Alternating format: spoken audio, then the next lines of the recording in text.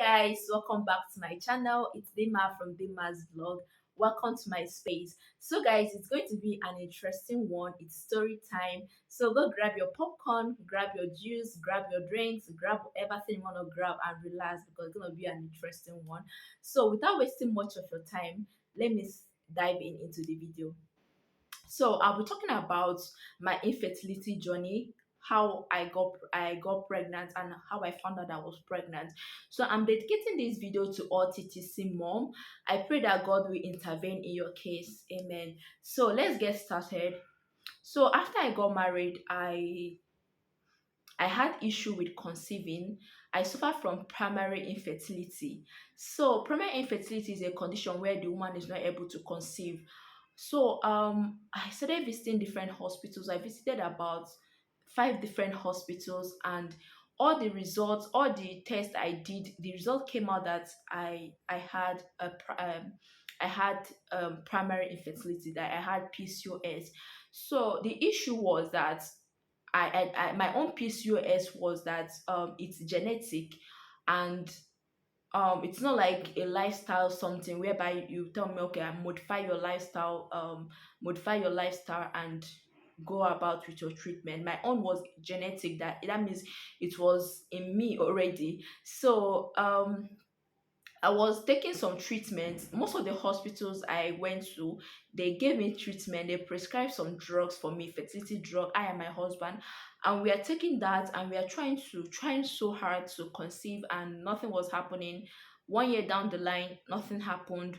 It, the thing is that whenever I visit the hospital, the doctors will be like, your marriage is young, you are young, this is like young couple who are trying to conceive. Why disturbing yourself? That when you put yourself under stress, you are likely not going to get pregnant.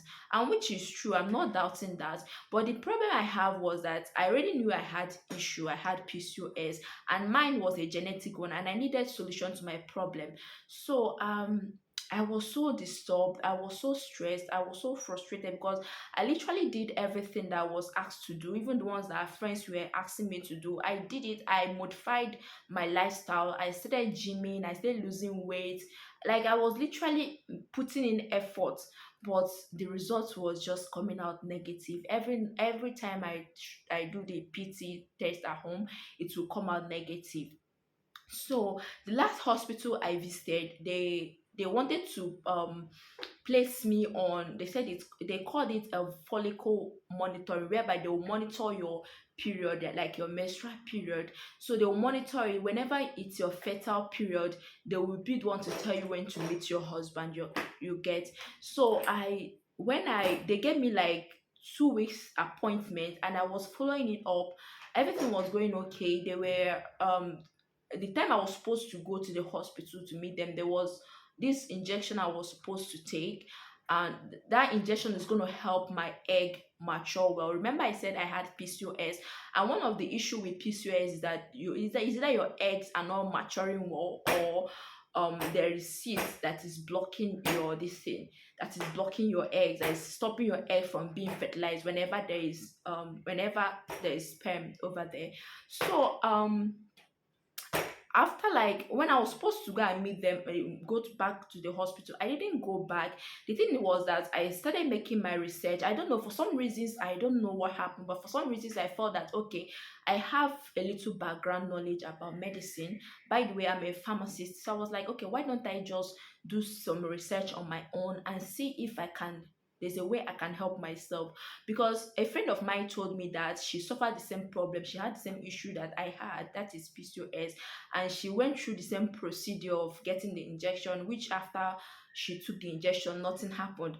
I'm not saying that it's gonna happen in my own case, but remember I said earlier that I had taken a lot of like different medicine, different fertility medicine, both herbal supplements, any kind of supplement, any kind of fertility medicines. I've taken them, and it's always negative whenever I try the PT test.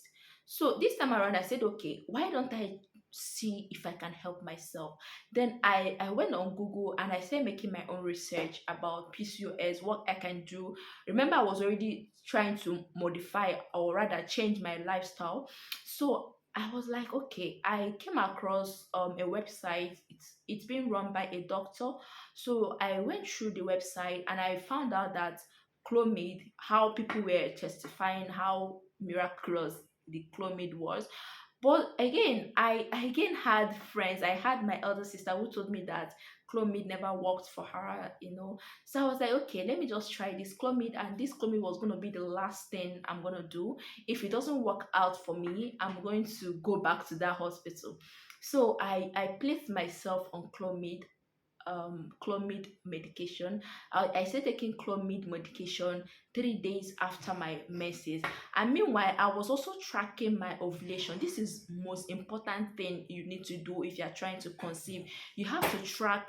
As you are taking the fertility drug, you have to make sure that you are tracking your ovulation, because if you don't track it, ovulation lasts only 12 hours. And if you don't track it, there's no way you're going to get pregnant. It's not like a menstruation whereby it's going to take like 3 days, 4 days, 5 days, depending on your period. You'll be seeing it, but ovulation lasts just for a short period, so therefore you have to track it. So I got some ovulation tracking kits. I was tracking it. I was also recording, like keeping a record. I had a note where I was keeping a record of everything. I was just checking whenever I check in the morning. If I see any change, I stick that it comes in strip. Yeah, strip. I'll stick it. Sorry for that background noise, my baby is there. So I will stick the strip on that, on my note. So I was just tracking it until when I was on my heat period. That was, I didn't know. I know I met my husband. And besides just tracking your ovulation, just make sure that as you're tracking your ovulation, you're also meeting with your man, because you don't know when the miracle is going to happen. So I was taking the Clomid. I took the Clomid for 5 days, and after the 5 days, I stopped. And throughout that 5 days, I was also meeting my man. And after like 5 days, I stopped the Clomid. I waited for like 2 weeks. I did the PT test, and it came out negative again.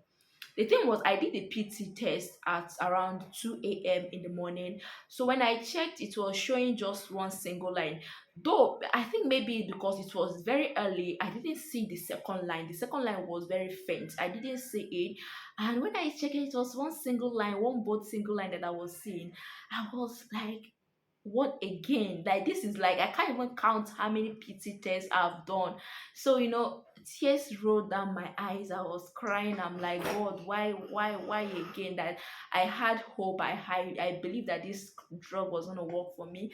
So because I was tired, I was frustrated, I just threw the PT kits on the sink and I left. I didn't come back. So later that morning, I when I was going cleaning the bathroom, I picked it up again, and I saw two lines. And this is the first time in my since I started this my pregnancy journey, my fertility journey. This was the first time that PT test, the two lines were showing. Like, I couldn't believe. I was mind blown. Like, I couldn't believe what was happening.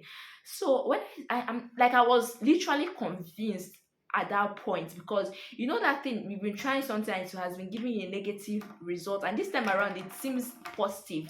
So I was just convinced that everything was okay, that I was pregnant at that time. Then I went on Google again. Sorry, I did a lot of research on Google. So I went on Google again to check what happens when you're like when the PT test shows two lines. They gave me reasons that there are some reasons why your HCG might be high. Probably that's why the PT test is this thing is showing two lines. Again, I didn't give hope. Then I had hope, and my hope was very strong at that time. I said, whatever be the reason, all I know is that this time around I'm pregnant. So later I went back to do the test again, and this time around they came out positive. That was when I concluded, yes, I was pregnant. I went to the hospital the following week. I didn't go that very day I did PT test. I went the following week. So when I got to the hospital, remember I told you guys that I'm supposed to, I had a follow-up treatment.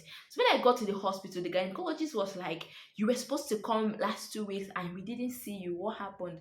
So I told her that I just don't know what happened. I just wanted to treat myself by myself. Like, so, and I told her that I took before I told her I took the drug, I brought out the PT test strip. I showed her, and she was like, that you're not pregnant. What happened? That is just, we were supposed to take a treatment, you're supposed to monitor your follicle. How come you're coming in with this? So I told her that, okay, I took some drugs and this is what happened. So she became so angry, like, why did you take, who prescribed the drug for you? That I was not supposed to take the drug without monitoring, that I was supposed to be monitored while taking the drug. But all this why she never prescribed the drug for me. What she was prescribing for me was just what is it called, there's this drug, I will put a picture of it on the screen. So that was only what she was prescribing for me, and folic acid as well. So she got angry. So she didn't even check me. I because I told her that I wanted to do a blood test to confirm if I was pregnant. She was like, I'm not pregnant. That it may be some other factors that has contributed to my HCG being high. That is why the PT test was showing two lines. So she was like, okay, you know what? Just come back the next month, but that she's convinced that I'm not pregnant. So I said, okay, fine, no issue. I went back home. Then the next month, I didn't go back to that hospital because I didn't like the way the gynecologist, addressed me. She was so pissed off. I know this is a woman who has been trying to conceive. You wouldn't blame me. Anybody in my situation would have done the same. So I didn't go back to that hospital. I went to a different hospital. And this time around, I was opportune to meet a very nice gynecologist. She was trained in Germany. So when I came, she, like, the way she attended to me, I felt like free with her. So when she did the test and she came to me, she was like, that you're pregnant. Because initially I never told her that I was married, because she was asking me what I was doing. Then I was still in school. So I told her that I'm still doing my masters. So when she checked me, it found out I was pregnant. So she was like, you are pregnant. So what are you going to do? You said you're a student. What are you going to do about it? Like, do you want abortion? Ha! I said abortion, ke. Abortion for picking where would they find sis came more.